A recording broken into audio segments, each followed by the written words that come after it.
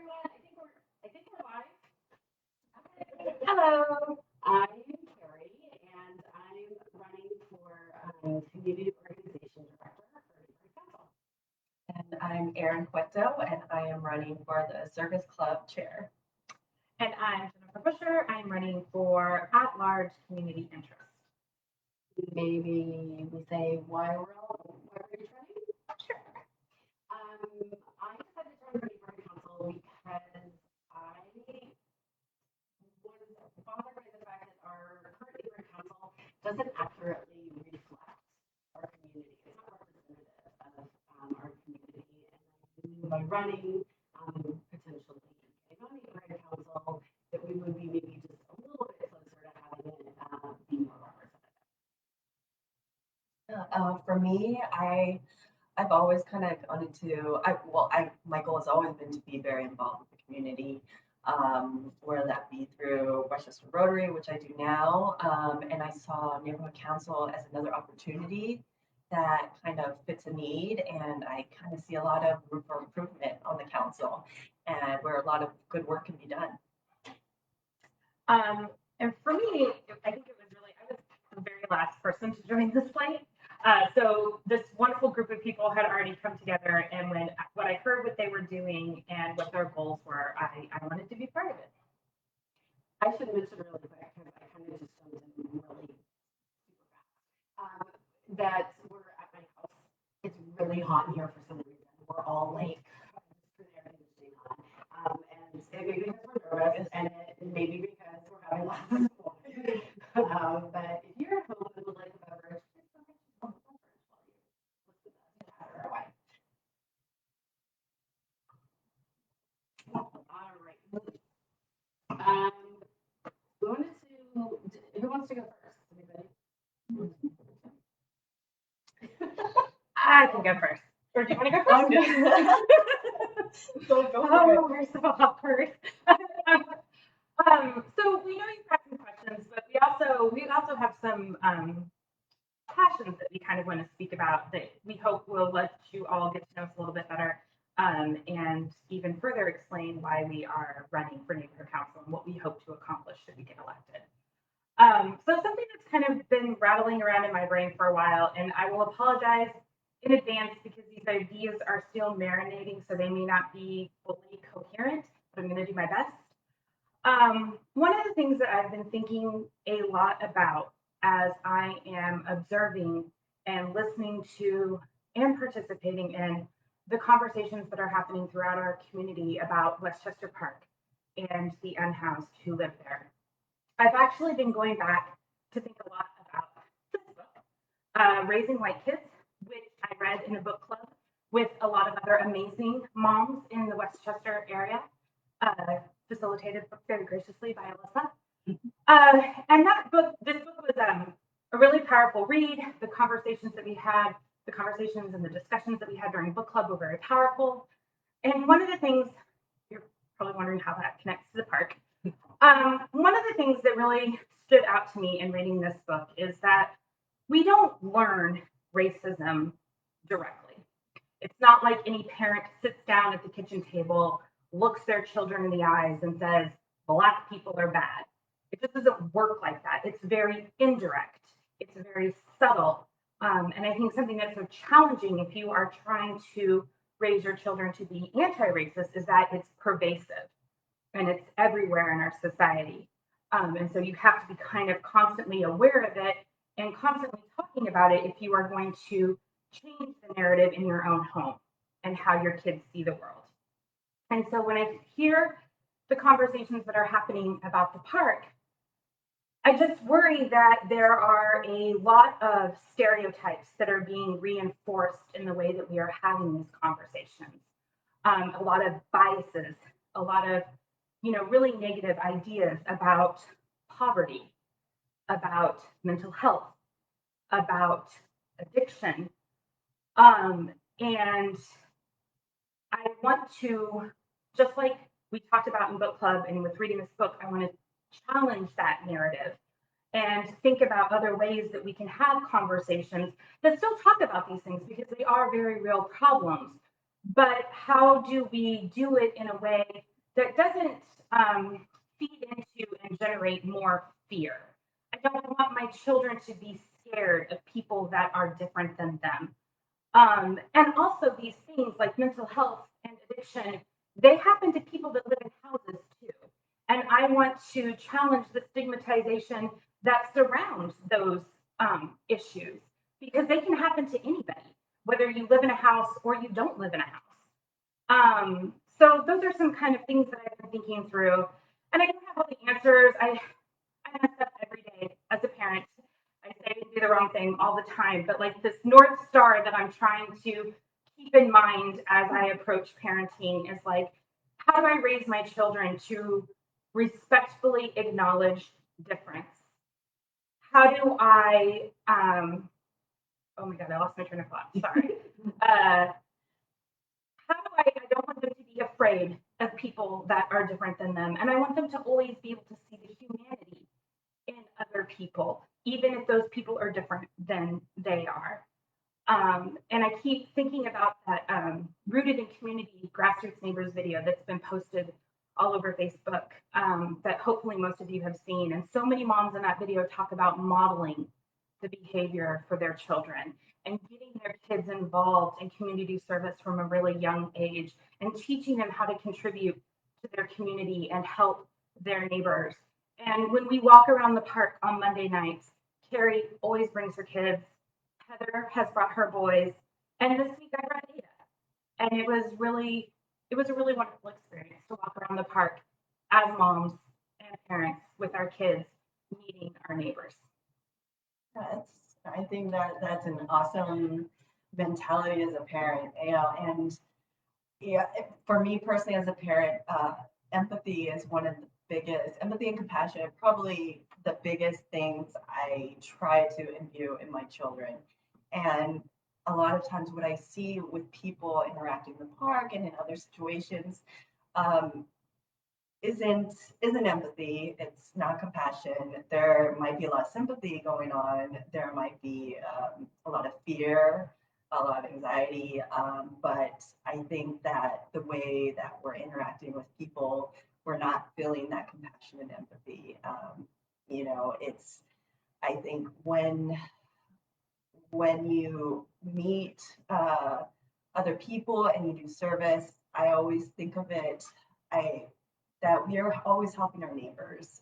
Just we expect our neighbors to help us. This isn't a charity thing where we are helping less people, less charitable. This is about helping each other in our own community, about building each other up. And that includes our neighbors at the park as well, I believe. So I think what Jennifer said perfectly encapsulates all of that. I know for me, one of my biggest passions has always been women's issues and women's health. As many of you know, I'm a pharmacist, so I'm very passionate about increasing access to women's health. I think that's very pertinent now with our current climate. This new case up with the Supreme Court and new judges, now more conservative court. I think that there's a lot on the line right now as far as women's rights and our health and what we're able to have access to. And I think us being vocal and being present will make a difference. And I hope it'll inspire other women to do the same and to voice their opinions, because I think it's a subject where women tend to shy away from as well. And I would like to see that broken. I would like to see women feel more comfortable to talk about it, more comfortable to advocate for it.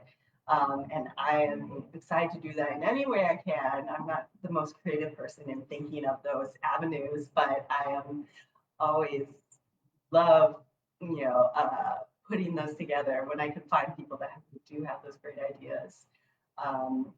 I think there is so much potential for services for mothers, for postnatal care, for mothers for childcare. There is just a huge hole as far as our options and our availability. And I think the pandemic has really highlighted that, as many of you women and have seen. So I would, I would love to champion these causes. I will always, I think, try to emphasize them and look for projects and events and outlets to always try to improve on our society's ability to uplift women and to increase our access to healthcare. Thank you, Erin. It kind of dovetails a little bit into something I was going to speak on. And I had mentioned one of the reasons why I'm running is because I don't believe we've got adequate representation on the neighborhood council. Currently, neighborhood council is 66% male. And that is just one small demographic way in which the community is not being represented by our current members on neighborhood council. So it's predominantly male, and many of the neighborhood council members are past the life stage of raising kids, the child rearing years. So I think it's really important looking around our community, seeing who lives here now. We do have a lot of young families, and slightly older families, middle-aged families, I don't know. And so I think it's important to have that represented in our neighborhood leaders. And you might be asking why would that matter? But the neighborhood council is able to review all new developments. And when if on neighborhood council, if I'm looking at a new development, as a preschool teacher, I might be looking at how much green space is there? Is there a place for kids to run around and chase each other? Is there space maybe for a very small climbing structure? As a mom of teens, I might be looking at it and thinking, how accessible is this for teens? Will they be able to use any of this space? Can they ride bikes? Can they use it walkable?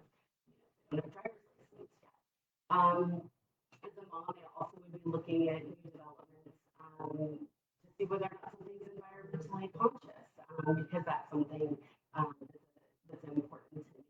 So I think the way I and other women and moms we are trying to get elected onto neighborhood council, I think the way that we may look at things and approach things would be different than a 60-year-old man who has adult children. So I think it's really important that our neighborhood council is representative of who actually lives here in the community, and that includes college age or even younger.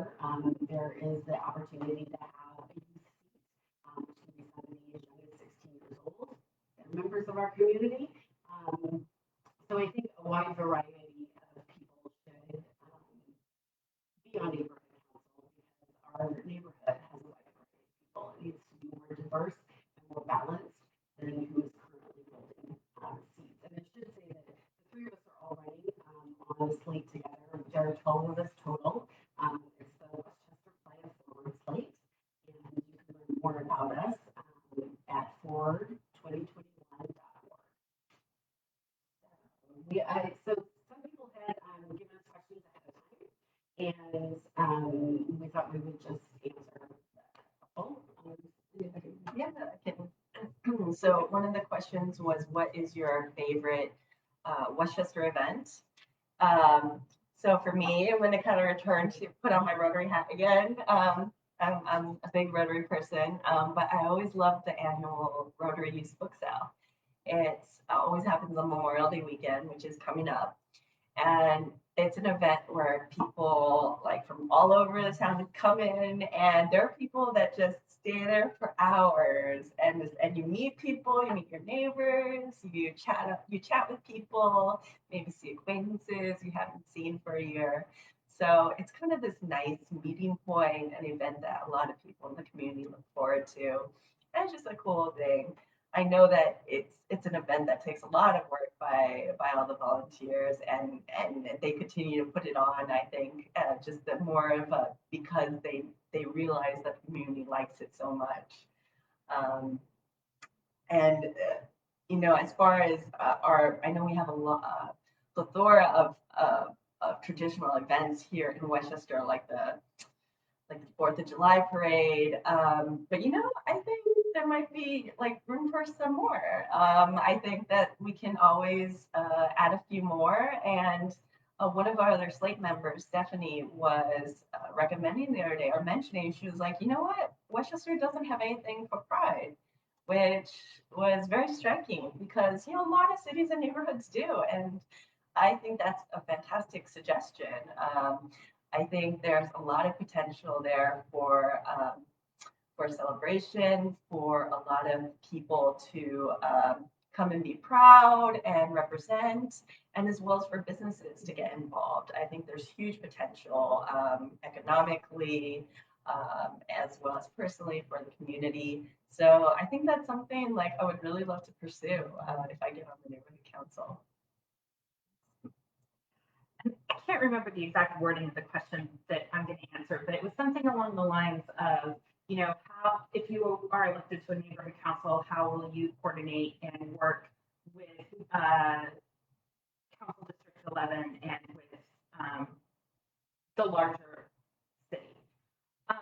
And for me, something that I think is very exciting is there's actually a push right now to get progressives elected on neighborhood councils across the whole city of Los Angeles.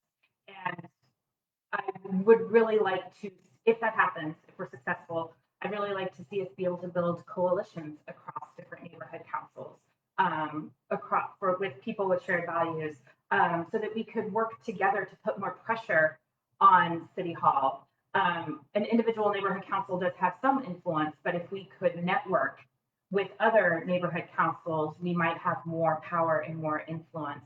And I do know that there's a progressive slate running for Mar Vista, which is very next door to us. Mike Bonin is also their representative. Like, I think it would be a really great opportunity for us to build relationships between our neighborhood council and their neighborhood council, and then work together with Mike Bonin's office, because the more that we can build relationships and collaborate and build coalitions, I think the more effective we can be overall in really producing change. Somebody had asked how many neighborhood council meetings and committee meetings we had attended. And I attended 7 neighborhood council meetings that I can remember. Some of them were definitely more memorable than others. And I believe I've only attended 2 actually committee meetings, because those were public safety meetings. And my guess is that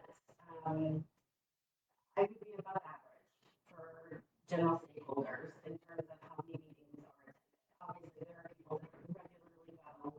They've known about neighborhood council for a long while, and it's something that they have much to themselves and regularly. I think that there are a lot of people that don't even know that it exists.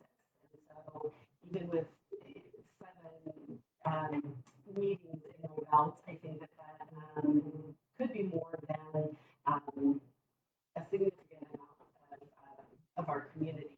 And I think that speaks to the fact that, again, our neighborhood council isn't very representative. Attending, so pre-pandemic, the meetings were held in person, and they were held, both committee meetings and neighborhood council meetings are held on weeknights at 6:30. And as a mom, I mean, what are you doing at 6:30, right, on a weeknight? You're either driving home from work, you're cooking dinner. So when these meetings were being held in person, there wasn't a lot of accessibility for everybody. Only certain groups of people could really make that work for their schedule. So I would like to make the meetings more accessible to everybody. I would like, once the pandemic is over, if we can continue to be at least partially online. I don't know exactly what that would look like, but that way, when you're driving home from work or you're making dinner, you could maybe be listening to the neighborhood council that's happening at 6:30. I think it's important that we also advertise more and let people know that this exists. So I think we need outreach. I think we need accessibility, and I think recording should be made available afterwards. So if you aren't able to make it, it's something that you could watch at a later date. And I think that helps with transparency. And those are some of the things that I'm really interested in with this neighborhood council outreach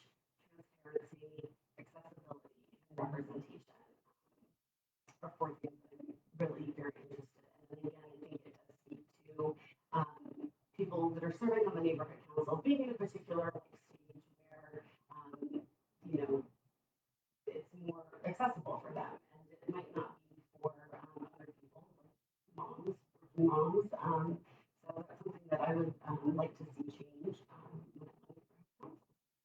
And I have to say, when I've seen like the types of committees that our neighborhood council has, it's a little disappointing. It's a pretty narrow scope of the committee. So I know that all of us have talked before about that we would love to expand and create new committees, things that are really relevant to issues we're interested, like environmentalism, health and wellness, these kinds of things that could really potentially create, you know, have good outcomes and positive impacts on our community. So The committees, yes, adding new committees based on things that are happening in our area, especially I think the environmental one is a big one because we do have this SoCal gas storage facility in our backyard and the wetlands we're lucky enough to have here as well. So the fact that we don't have an environmental committee, I think is kind of unusual for our area. And also we had talked about, sorry, my phone is doing something very weird. We had also talked about,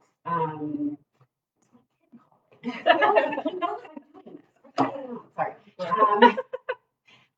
We had also talked about other positions. So we're running for 3 different positions. There are there's a possibility within the bylaws to change some of the positions as well. And so I think that's something that we've all, that the slate has talked about a little bit. That's something we'd be interested in taking a look at and seeing which of the positions make the most sense for our area based on what's happening now and who lives here now. So just kind of updating some of the things at our current area. And I know, like you mentioned, connecting with other neighborhood councils. I think there's a lot of potential to connect with other neighborhood organizations in Westchester and a lot of the businesses as well, because right now I really don't see much collaboration between the neighborhood council and our community groups. And I know the seat I'm running for, which is the service club seat, has been vacant for a while. But there's huge potential because a lot of these organizations, not only do they have power, they have clout, they have the manpower, they also have the financial power to make things happen. So this is like a huge untapped resource that we need to really take advantage of. And I think for this seat, that's one of my goals as well, is to really kind of take advantage of all of these powerhouse organizations that we have in Westchester and Playa del Rey and Playa Vista, to kind of harness that and to make sure that we can, you know, make some good and create some new things. So, And even just starting with outreach. yes, exactly. I feel like that's maybe not happening very much, and that could be a good thing as well. I'm sorry, Tyler, call me again. Sorry, okay, sorry. Let's see what time it is. I'm looking. Oh, is there anything else that we wanted to? Mention anything Unless anybody has questions that they want to drop in the Yeah, comments. if anybody has anything, we can. I don't know how many people are watching us. Oh, it wasn't scrolling down, so I wasn't seeing. Oh, Okay. there are.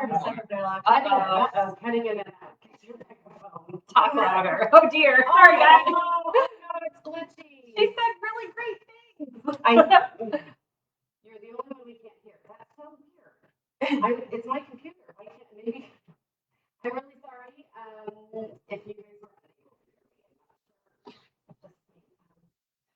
This point, what we can do, I love that somebody's doing dishes right now while they're doing it. I'm more impressed with Cleats for a bar class. I really want to say, I want to give a shout out to all of our supporters. Yes, I thank mean, you. I am so impressed by our supporters and what they do for us. And I'm just, oh, thank you so much. Yes, absolutely. Thank you guys for watching, and I am so sorry if you couldn't hear all of that. Maybe, I don't know, we'll have to see. Apparently only Aaron should talk. That's the only one they can hear.